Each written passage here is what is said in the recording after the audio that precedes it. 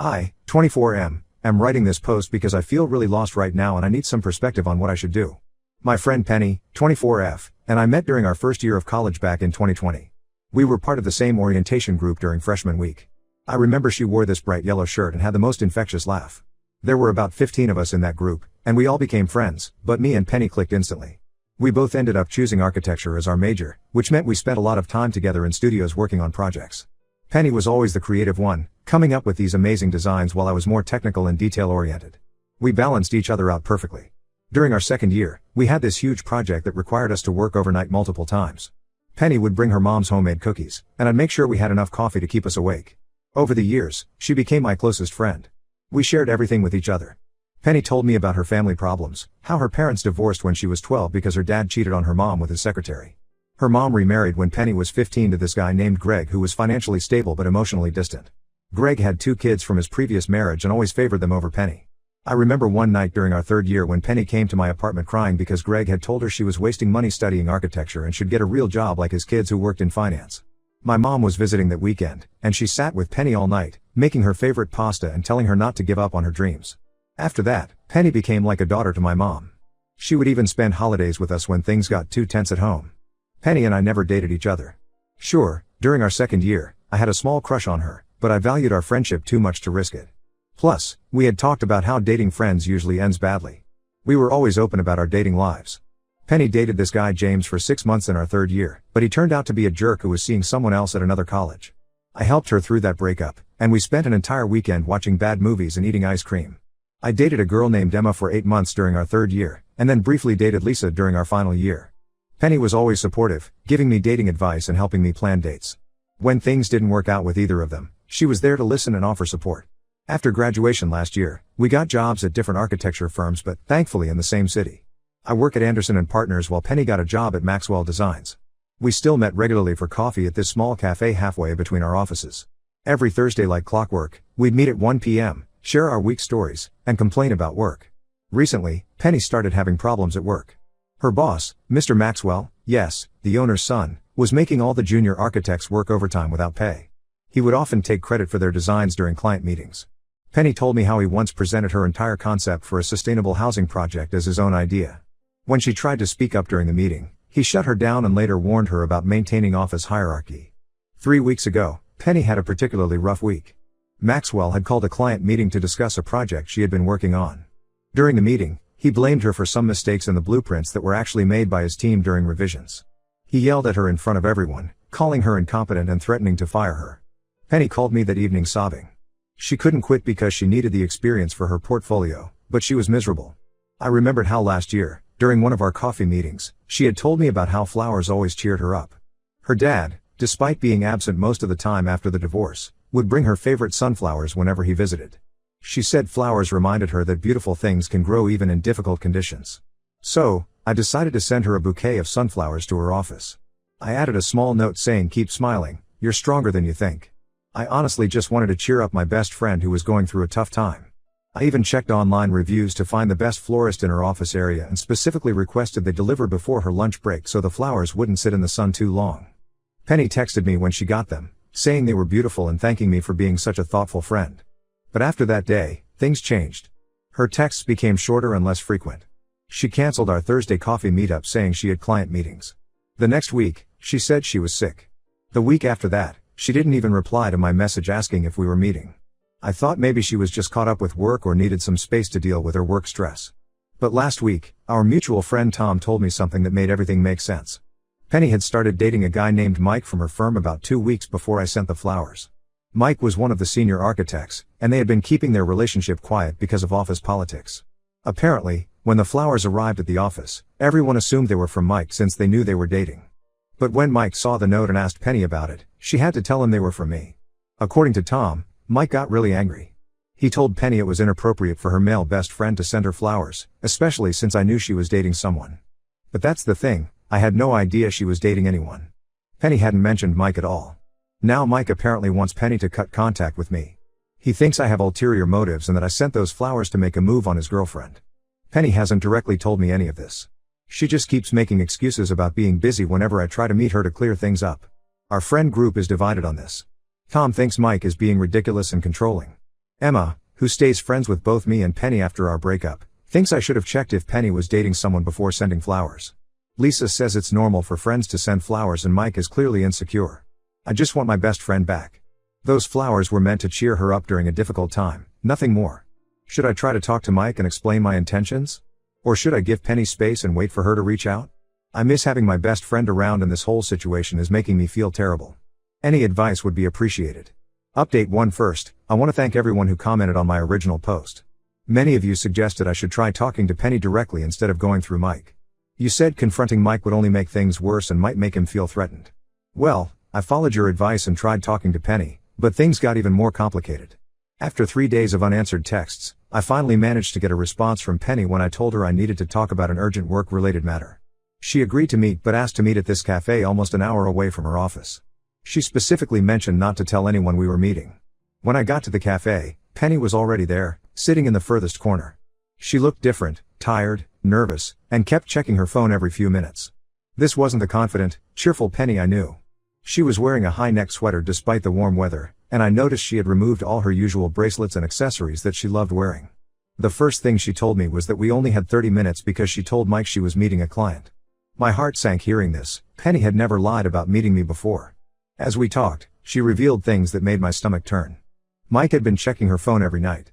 He knew her password because he had watched her unlock it one day. He had gone through all our text conversations, even ones from college years ago. He particularly focused on late-night texts from when we were working on projects together. Penny said he got angry about messages where we had used heart emojis or called each other bestie. Mike had also been monitoring her social media. He found photos from college where Penny and I were hugging or had our arms around each other during group photos. Normal friend photos that everyone takes. He made her delete every single photo I was in. She had to archive any Instagram post where I was tagged, even group photos from our architecture department graduation. What scared me most was how Penny defended his behavior. She said Mike had trust issues because his ex-wife had cheated on him with her male best friend. According to Penny, they had been married for 5 years when Mike discovered their affair. She said Mike was just trying to protect their relationship and that checking her phone was his way of feeling secure. I tried explaining that this was textbook controlling behavior, but Penny got defensive. She said I wouldn't understand because I've never been in a serious relationship.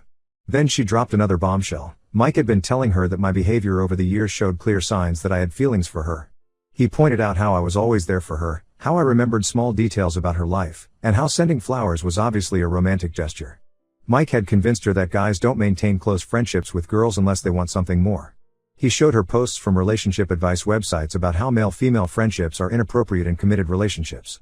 He even found some psychology articles about emotional affairs and told Penny our friendship crossed those boundaries. The worst part? Penny believed him.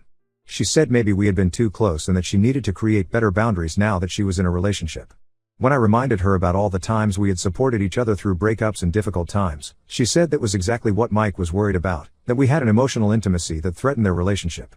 I couldn't hold back anymore. I told her that a loving partner wouldn't isolate her from her friends or demand access to her private conversations. Penny started crying, saying I was making her choose between her boyfriend and her best friend. I pointed out that I wasn't the one making her choose. Mike was the one demanding she cut people out of her life. Before leaving, Penny begged me not to tell our mutual friends about Mike checking her phone or making her delete photos. She was worried people would judge their relationship or think Mike was abusive. She said Mike just needed time to build trust, and then maybe we could all be friends. After Penny left, I sat in that cafe for another hour, feeling sick to my stomach. The Penny I knew would never let someone control her like this. She was always the one telling her friends to watch out for controlling guys. How could she not see what was happening? Later that evening, I met Tom at a bar and told him everything. That's when I learned more disturbing things about Mike. Tom's girlfriend Amy works at another architecture firm where Mike worked before joining Penny's company. Apparently, Mike had a pattern. His ex-wife hadn't actually cheated on him. She had left him because he was controlling and possessive. He had isolated her from friends and family, checked her phone regularly, and monitored her social media. When she finally left, he told everyone she had cheated on him to gain sympathy. Amy had heard stories about how Mike had done similar things in other relationships too. He would target women who were kind and empathetic, love-bomb them initially, then slowly start controlling their lives. The fact that Penny was a junior architect while he was a senior architect made the power dynamic even worse. Now I'm really worried about Penny but feel helpless. If I try to warn her about Mike's past, she'll think I'm just jealous and making up lies. If I tell our friends, she'll be angry that I broke her trust. Our other friends have noticed her becoming distant too, but they think she's just busy with her new relationship. I keep thinking about what Penny's mom told us about her controlling ex-husband, Penny's stepdad. How he had isolated her mom from friends and family. Penny had witnessed this growing up, yet she can't see the similar pattern happening to her now. I don't know what to do anymore. Should I reach out to Penny's mom? Should I tell our other friends what's happening? Or should I just stay away as Penny asked and hope she realizes the truth before it's too late? Update: 2 things have taken a dramatic turn in the past week. Last Monday, I got an unexpected call from Penny's mom, Linda. She was worried because Penny had suddenly quit her job at Maxwell Designs and was planning to move in with Mike. Linda was confused because just 3 months ago, Penny had been excited about a potential promotion at work. Linda told me Penny had been distant lately and barely visited her. When Linda tried to visit Penny's apartment last weekend, Penny made excuses about being busy. The final straw was when Penny called to ask if she could borrow her grandmother's engagement ring. Apparently, Mike had proposed, and they were planning to get married next month. I told Linda everything, about Mike checking Penny's phone, making her delete photos, isolating her from friends, and the truth about his past relationships that Tom's girlfriend Amy had shared. Linda broke down crying. She revealed something I never knew: Penny's stepdad Greg had shown similar controlling behavior before marrying her mom. He had convinced Linda to cut ties with her friends, checked her emails, and monitored her spending. After marriage, his behavior got worse, which was the real reason Penny moved out at 18. The next day, while I was working from home, Penny showed up at my apartment. Her eyes were red from crying, and she looked like she hadn't slept in days. She had lost weight, and her usually perfect architectural sketches that she carried everywhere were missing. Before I could say anything, she hugged me and started apologizing. Through her tears, Penny explained that Mike had proposed last week with a massive diamond ring. When she asked for time to think about it, he got angry. He accused her of still having feelings for me and said if she really loved him, she would say yes immediately. He wanted to get married quickly and had already found a house in another city where he wanted them to move. Penny was overwhelmed but afraid to say no. Things got worse when Mike demanded to see her recent phone calls and texts. He found out she had been talking to her mom about him and completely lost it. He deleted all her social media apps and told her that if she really loved him, she would cut contact with her family too. That's when Penny had a moment of clarity. She remembered how Greg had isolated her mom from their family, how he had made similar demands before their marriage, and how her mom had become a shell of herself afterward. Penny realized she was falling into the same pattern. When Mike left for a client meeting, Penny packed whatever she could fit in her bag and left. She went straight to her mom's house. She was afraid Mike would try to contact her at work, which is why she emailed her resignation to HR the same day. But things got scarier. Mike started showing up everywhere. He parked outside my apartment complex multiple times. At first, I thought I was being paranoid, but my neighbor confirmed seeing a man matching Mike's description watching my building. Last Friday, he confronted me in the parking lot as I was leaving for work. He was angry, saying I had poisoned Penny against him and ruined their perfect relationship. He claimed Penny was just confused and that I had manipulated her because I wanted her for myself. When I tried to walk away, he grabbed my arm. I warned him I would call the cops, but he just laughed and said no one would believe me. I called the police anyway, but by the time they arrived, Mike was gone. I filed a report, and the officers suggested I document any future encounters. They also advised Penny to consider getting a restraining order, especially after we found out Mike had been sending her hundreds of messages from different numbers. Amy, Tom's girlfriend, has been incredibly helpful. She connected Penny with other women from their old firm who had similar experiences with Mike. Apparently, this was his pattern. He would date junior architects or designers, isolate them, push for quick marriage, and then try to make them quit their jobs and move away. Penny is currently staying with her mom and looking for a new job. She's afraid to step out alone because Mike keeps creating new social media accounts to contact her. Each time she blocks one, he makes another. He even tried to contact her through LinkedIn with fake job offers. I've given Penny space to process everything, but I miss my best friend. Our other friends have been supportive, taking turns staying with her at Linda's house and helping her look for new jobs. But every time I try to visit, Penny gets emotional and apologizes repeatedly for not believing me earlier. Tom suggested we gather evidence of Mike's behavior for the restraining order. We're collecting screenshots, photos of him outside my apartment, and statements from his previous colleagues. I just hope it's enough to keep him away from Penny. Update 3: A lot has happened since my last update, and I want to share how things turned out. Penny successfully got a restraining order against Mike after we presented evidence of his harassment. The judge was particularly concerned about the hundreds of messages from different numbers and his stalking behavior outside my apartment. During the hearing, we discovered even more disturbing things about Mike. 3 other women came forward with similar stories. All of them were junior architects or designers who had worked under him at different firms. His pattern was always the same: love bombing, quick proposals, isolation from friends and family, and then trying to make them move away from their support systems.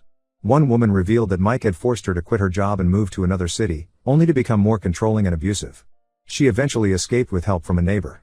Another shared how Mike had stalked her for months after she broke up with him, forcing her to change jobs and move in with her parents. The restraining order was granted for 3 years. Mike cannot come within 500 feet of Penny, her workplace, or her residence. He's also banned from contacting her through any means, including social media or through other people.